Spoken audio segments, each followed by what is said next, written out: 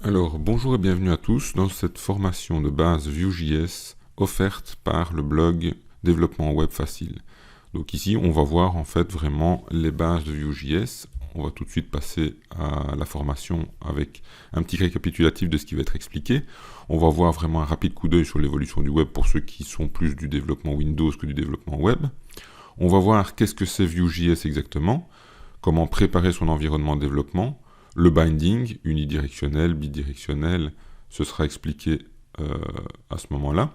Les instructions de base, le if, le for pour les boucles, etc.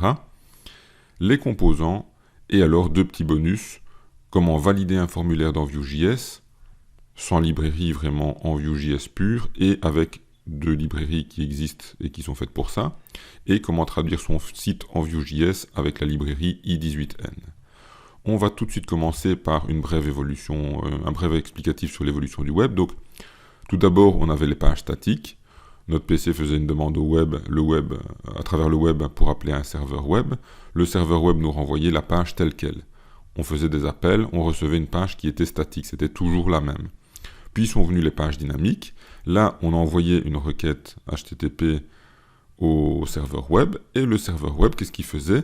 Eh bien, en fonction du code qui était interprété, PHP, ASP, etc., et des données qui étaient en DB, des données qu'on postait dans les formulaires, etc., il y avait un calcul, un recalcul qui se faisait, et là, le rendu HTML, donc la création de la page HTML, se faisait seulement à ce moment-là. Donc, tout le code générait au final un résultat, qui était la page HTML, qui était renvoyée au PC. Ça, c'est ce qu'on appelle une page dynamique, c'est-à-dire qu'elle est tout le temps différente.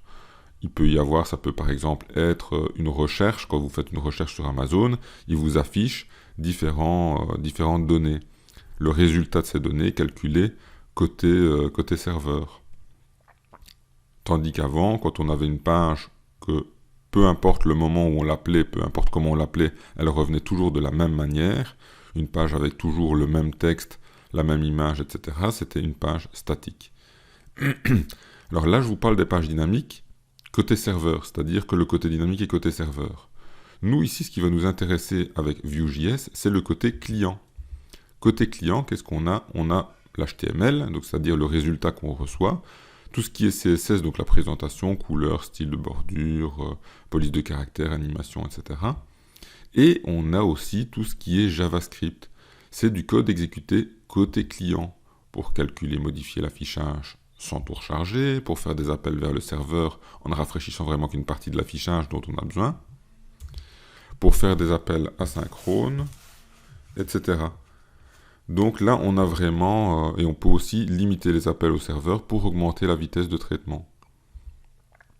Alors qu'est-ce que c'est justement Vue.js ? Eh bien, c'est justement un framework JavaScript. Il est évolutif, c'est-à-dire qu'il y a de nombreuses librairies qui sont disponibles et qui continuent d'augmenter avec le temps. Il est léger, de par la base qui fait déjà beaucoup de choses, mais qui est très légère et facile à apprendre. Comme je le dis, il est facile à apprendre. Il peut être utilisé petit à petit, contrairement à React et à Angular, qui eux sont un framework où il faut mettre une base, c'est-à-dire il y a vraiment un MVC à mettre en place, etc. Ici, on peut utiliser Vue.js dans une petite partie de son code. On dit, ben voilà, dans cette fenêtre-là, dans cette page-là, j'aimerais bien utiliser Vue.js, c'est tout à fait possible. Ça s'adapte vraiment. Et comme je le disais, c'est léger, facile à apprendre. Et du coup, c'est également facile à utiliser et ça facilite l'utilisation de tout ce qui est JavaScript derrière, puisque évidemment, c'est un framework JavaScript. Alors, dans cette troisième partie, maintenant, on va voir tout de suite comment l'utiliser Vue.js. On peut l'utiliser directement avec Notepad, ou Notepad++ pour avoir un peu de couleur dans le texte. Maintenant, ce qui serait bien aussi, c'est d'avoir un environnement de développement où on peut utiliser des autres librairies. Pour installer les autres librairies, on va utiliser ce qu'on appelle des packages NPM. Pour utiliser des packages NPM, il faut installer Node.js et tout un tas d'autres choses. Je vais vous proposer ma solution, qui n'est pas la seule solution, puisque vous pouvez choisir tout ce que vous voulez. Vous pouvez choisir un autre environnement de développement. Maintenant, ce que je vous propose est entièrement gratuit et fonctionne très bien pour moi. D'où le fait que je vous le propose ici.